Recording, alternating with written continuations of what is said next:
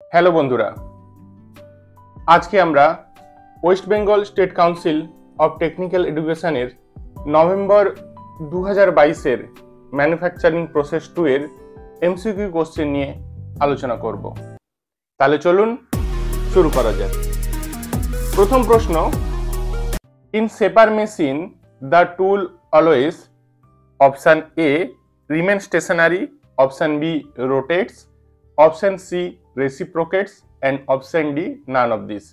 অর্থাৎ জিজ্ঞেস করা হয়েছে সেপার মেশিনে কাটিং টুলটা সবসময় কি করে। দেখুন, এর কারেক্ট অ্যান্সার হবে রেসিপ্রোকেট। দেখুন, আমরা জানি যে সেপার মেশিনে যে কাটিং টুলটা থাকে সেই কাটিং টুলটা ক্ল্যাপার বক্সের মাধ্যমে র্যামের সঙ্গে কানেক্টেড থাকে এবং কুইক রিটার্ন মেকানিজমের জন্য র্যামটা রেসিপ্রোকেট করে, তার সাথে সাথে কাটিং টুলটাও রেসিপ্রোকেট করে। অর্থাৎ সেপার মেশিনে জব স্টেশনারি থাকবে এবং কাটিং টুল রেসিপ্রোকেট করবে। এবার আমরা পরের প্রশ্ন দেখে নিচ্ছি। Size of shaper is given by option A power of motor, option B feed rate, option C stroke length, option D weight of the machine. অর্থাৎ সেপারের সাইজ কি আমরা কিভাবে ডিফাইন করি? তো এর কারেক্ট অ্যান্সার আসবে অপশন সি স্ট্রোক লেন্থ। কারণ কোনো সেপারের যে ম্যাক্সিমাম স্ট্রোক লেন্থ, সেই সেপারের ম্যাক্সিমাম স্ট্রোক লেন্থ এটা ডিফাইন করে যে আমরা সেই সেপার মেশিন দিয়ে যে জব পিসকে মেশিন করব সেই জব পিসের ম্যাক্সিমাম লেন্থ কত হবে। যদি স্ট্রোক লেন্থ বেশি হয় তাহলে জব পিসকে যেটাকে আমরা মেশিনিং করব তার ম্যাক্সিমাম লেন্থও বেশি হবে, অর্থাৎ সেপার মেশিনের সাইজও বেশি হবে। এবং দেখা গেছে যে কোনো সেপার মেশিনের ম্যাক্সিমাম স্ট্রোক লেন্থ 900 mm হয়। তাহলে সেপার মেশিনের সাইজকে আমরা তার স্ট্রোক লেন্থ দিয়ে ডিনোট করি। পরের প্রশ্ন, saddle movement of shaper is obtained by option A cross feed screw, option B guideways, option C tool reciprocation and option D vertical reciprocation. অর্থাৎ সেপার মেশিনে স্যাডেলের মুভমেন্ট কিভাবে হয়? তো এর কারেক্ট অ্যান্সার আসবে অপশন এ ক্রসফিট স্ক্রু। এই যে সেপার মেশিন আপনারা দেখতে পাচ্ছেন, এই সেপার মেশিন এই যে ক্রসফিট স্ক্রু থাকে, এই ক্রস ফিট স্ক্রু মাধ্যমে আমরা স্যাডেলের মুভমেন্ট করাতে পারি। এবার এই যে স্যাডেলের মুভমেন্ট দুভাবে হতে পারে, একটা ম্যানুয়ালি হতে পারে, অর্থাৎ এখানে আমরা হ্যান্ডেলকে ঘুরিয়ে ক্রসফিট স্ক্রুকে ঘুরিয়ে স্যাডেলের মুভমেন্ট করাতে পারি। আরেকটা হতে পারে অটোমেটিক হতে পারে, যেটা র্যাচেট অ্যান্ড পল মেকানিজমের মাধ্যমে হয়ে থাকে। পরের প্রশ্ন, the depth of cut in drilling is option A 1/2 of drilling diameter, option B 1/4 of drill diameter, option C equal to drill diameter and option D double of drill diameter. তো correct answer হবে option A 1/2 of drill diameter.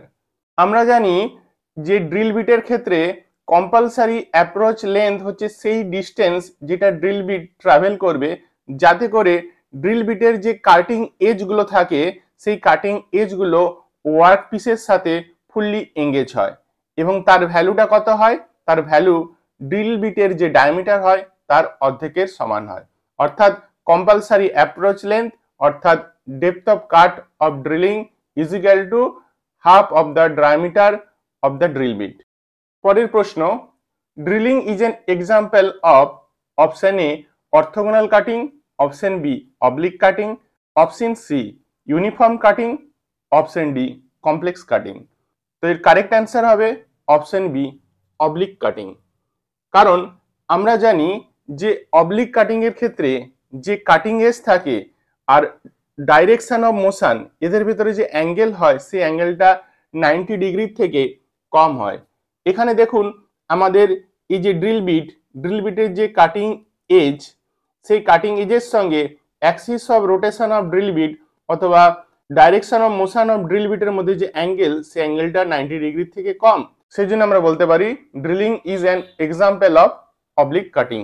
পরের প্রশ্ন, 5 motion of table can be achieved in option A plain milling machine, option B universal milling machine, option C omniversal milling machine, option D vertical milling machine. এর correct answer হবে option C omniversal milling machine. দেখুন আমরা universal milling মেশিনে টেবিলে 4 ধরনের movement পাই, longitudinal movement, cross movement, vertical movement এবং rotation about a vertical Axis.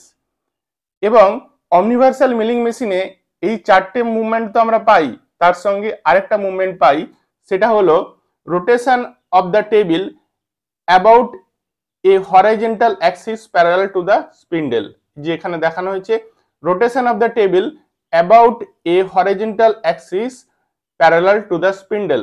অর্থাৎ আমরা অমনিভার্সাল মিলিং মেশিনে টেবিলের 5 ধরনের মোশন বা 5 ধরনের মুভমেন্ট আমরা পেয়ে থাকি। পরের প্রশ্ন, the cutting edges of a standard twist drill are called option A lips, option B flutes, option C flank and option D wedge. তো এর কারেক্ট অ্যান্সার খুবই সহজ, এর correct answer option A lips. পরের প্রশ্ন, for grinding softer material the grade of the wheel should be, option A soft, option B medium, option C hard and option D brittle. অর্থাৎ softer ম্যাটেরিয়ালের grinding করার জন্য আমাদের হুইলের grade কি হওয়া উচিত? তো এর কারেক্ট অ্যান্সার হবে অপশন সি হার্ড। এটা আমাদের মনে রাখতে হবে যে সফটওয়্যার ম্যাটেরিয়ালের গ্রাইন্ডিং এর জন্য আমরা যে হুইলটা ইউজ করব তার গ্রেড যেন হার্ড হয়, এবং হার্ড ম্যাটেরিয়ালের গ্রাইন্ডিং এর জন্য আমরা যে হুইলটা ইউজ করব তার গ্রেড যেন সফট হয়। বাস্তবে গ্রেড বলতে কি বোঝায়?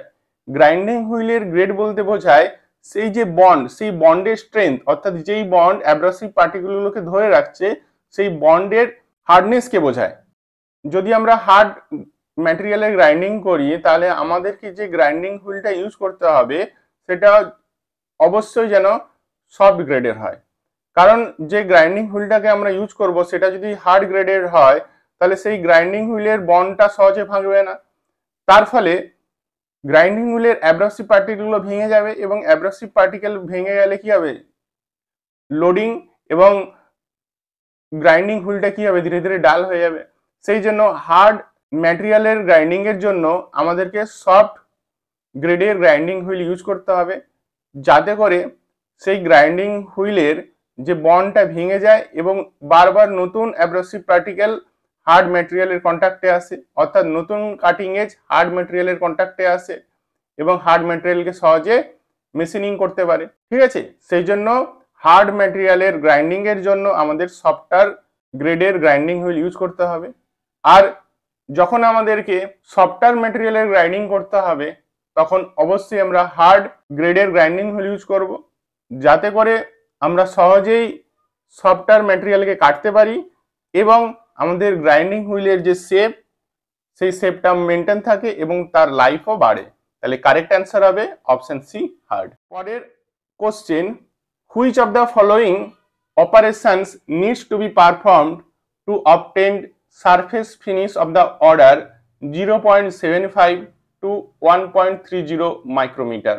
অর্থাৎ এই অপশনগুলোর মধ্যে হোনিং, ল্যাপিং, বাফিং এবং গ্রাইন্ডিং অপারেশনের মধ্যে কোন অপারেশনটা আমরা করব যাতে করে আমরা সারফেস ফিনিশ 0.75 টু 1.30 মাইক্রোমিটার এই রেঞ্জের মধ্যে পেতে পারি? তো এর কারেক্ট অ্যান্সার কি আসবে? এর কারেক্ট অ্যান্সার হবে হোনিং। তাহলে এখানে যদি আমরা এই গ্রাফটা দেখে নেই তাহলে গ্রাফের মধ্যে আমরা দেখতে পাচ্ছি যে ল্যাপিং অপারেশনে যে সারফেস ফিনিশ প্রডিউস হয় সেটা 0.08 থেকে 0.25 মাইক্রোমিটার, আর হোনিং অপারেশনে 0.13 থেকে 1.25 মাইক্রোমিটার। অর্থাৎ আমরা হোনিং অপারেশনের মাধ্যমে যে সারফেস ফিনিশ পাই সেই সারফেস ফিনিশ 0.13 থেকে 1.25 মাইক্রোমিটারের মধ্যে আমরা এই রেঞ্জের ভেতরে সারফেস ফিনিশ পাই।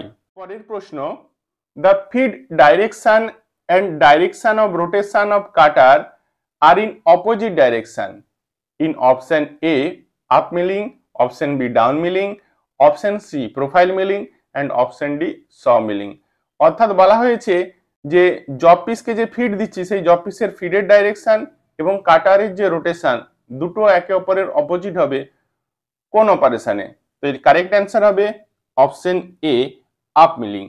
আপ মিলিংয়ে কাটারের ডাইরেকশন অফ রোটেশন এবং জব পিসের ফিডের ডাইরেকশন দুটোই একে অপরের অপোজিট হয়। পরের প্রশ্ন, in gear hobbing option A only hob rotates, option B only gear blank rotates, option C both hob and gear blank rotates, and option D no such rotation.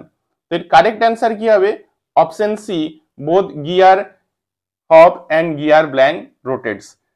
Gear blank মানে যে job পিসে আমরা machining করে gear তৈরি করব, এটা আমাদের gear blank, এবং এটা হচ্ছে গিয়ার হব। গিয়ার হব মানে যেটা হচ্ছে গিয়ার কাটার। তো এই অপারেশনের মধ্যে আমরা দেখতে পাচ্ছি যে গিয়ার হব এবং গিয়ার ব্ল্যাঙ্ক দুটোই কি হচ্ছে না, রোটেট করছে। তাহলে কারেক্ট অ্যান্সার অপশন সি। পরের প্রশ্ন, when more than two cutters are involved at a time the milling process is termed as। অর্থাৎ যে মিলিং অপারেশনে একসঙ্গে অনেকগুলো কাটার, দুইয়ের বেশি কাটার ইনভলভ থাকে, তো সেই মিলিং অপারেশনকে আমরা কি বলবো? Option A gang milling, option B straddle milling, option C angular milling, and option D face milling. তো এর কারেক্ট অ্যান্সার কি আসবে? এর কারেক্ট অ্যান্সার হচ্ছে গ্যাং মিলিং।